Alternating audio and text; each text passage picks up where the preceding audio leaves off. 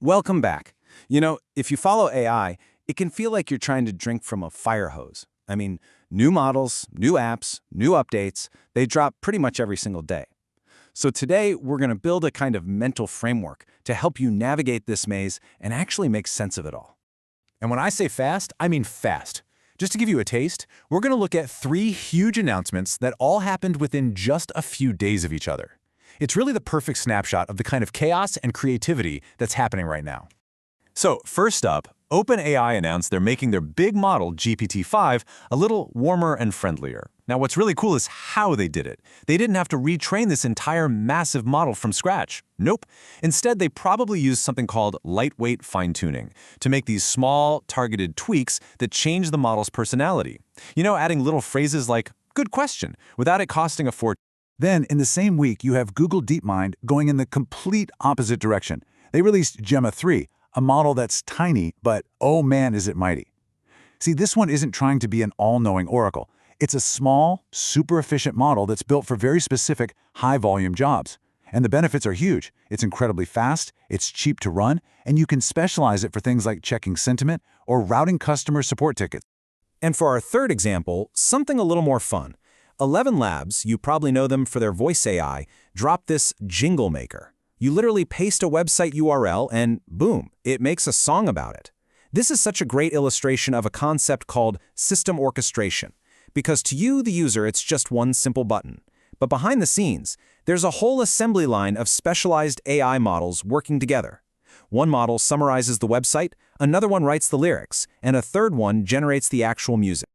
So you've got a personality tweak on a giant model, you've got a tiny specialized model, and you've got a whole system of models working together. It is a lot to keep track of. But here's the thing, all of these different approaches are actually driven by one single fundamental choice that every AI developer has to make. And that choice, that fundamental choice, leads down one of 2 main paths. Pretty much every AI model you ever hear about, from the absolute biggest to the smallest, falls into one of these 2 camps.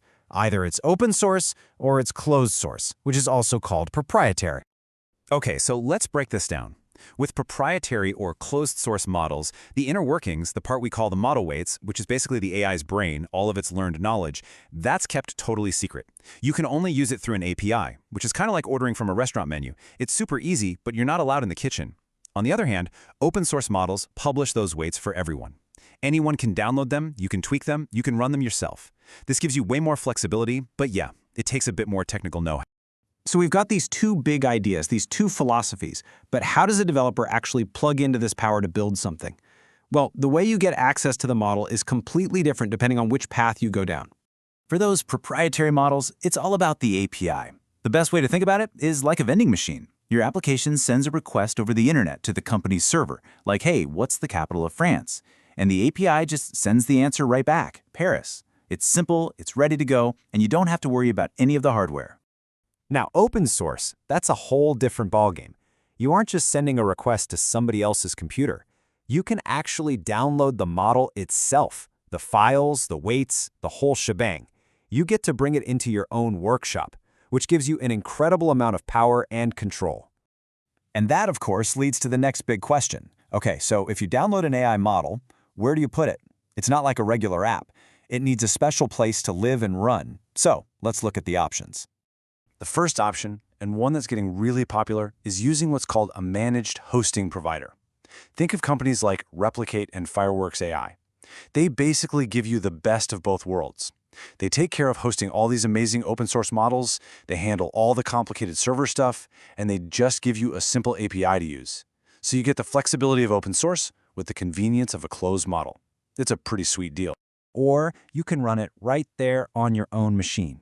This used to be incredibly hard to do, but now tools like LMM Studio and Olamama make it almost a one-click process. This is fantastic for just messing around and trying things out, and because nothing ever leaves your computer, it's an amazing option if you're concerned about privacy.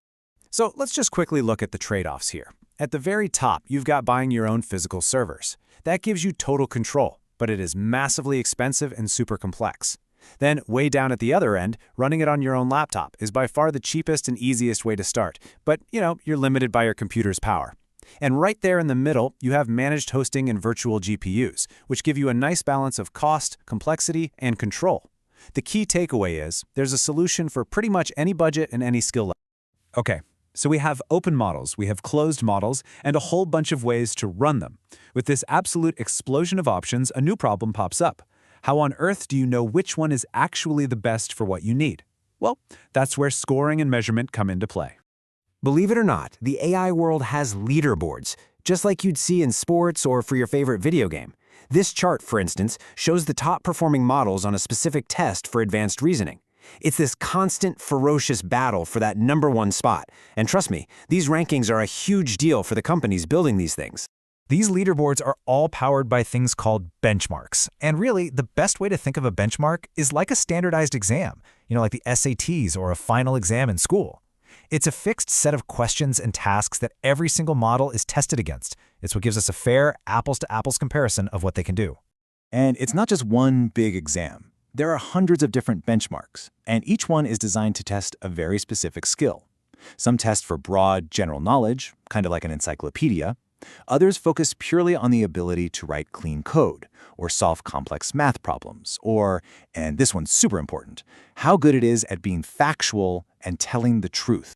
Now, these tests usually come in two flavors. On one side, you have multiple-choice-style benchmarks, which are really easy and fast to grade automatically. And on the other, you have these open-ended natural language benchmarks, where the model has to write an answer from scratch. These are way better at testing for things like creativity and fluency, but they're also much harder to grade. You often need another powerful AI or even a human to judge if the answer is any good. Let's make this a little more real with the coding benchmark.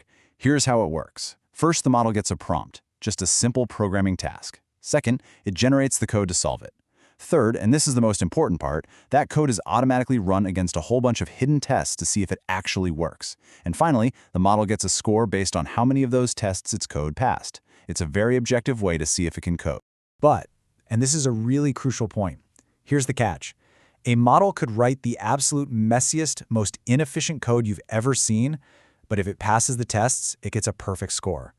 The benchmark completely ignores all those important real-world things like coding style or efficiency, or whether a human can even read and understand the code.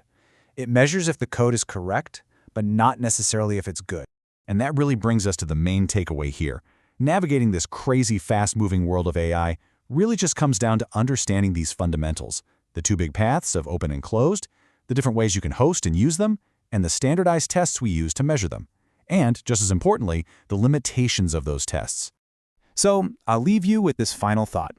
As we get better and better at scoring these models on things we can easily measure, like just passing tests, what are the important qualities that we might be ignoring? What actually makes an AI truly useful or creative, or maybe even wise?